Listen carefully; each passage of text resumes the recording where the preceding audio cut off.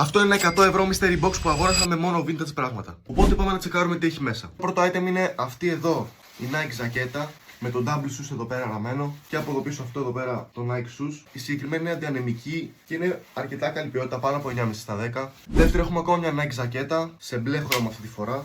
Πολύ ωραία και συγκεκριμένη. Είναι και αυτή αντιανεμική και βλέπουμε εδώ πέρα πάλι το ραμμένο Nike σύμβολο. Και από πίσω η μόνη λεπτομέρεια που έχει είναι αυτή εδώ πέρα η Nike με αυτή την vintage γραμματοσυρά. Κανονικά με το ταμπελάκι τους. Μέχρι τώρα είμαστε πάρα πολύ καλά σε αυτά που έχουμε πάρει. Και τώρα είναι το τρίτο και το τελευταίο πράγμα που θα σας δείξω για σήμερα. Καθώς έχει και άλλα πράγματα που θα σας τα δείξω σε ένα επόμενο βίντεο. Και αυτό είναι μια φόρμα Nike πάλι, η οποία έχει το shoes εδώ πέρα, κλασικά. Είναι πολύ καλό ύφασμα, γκρι, σκούρο γκρι. Ταμπελάκι εδώ κανονικά. Και μια απλή green Nike φόρμα. Τώρα θα με ρωτήσεις πού θες να τα βρεις αυτά τα πράγματα.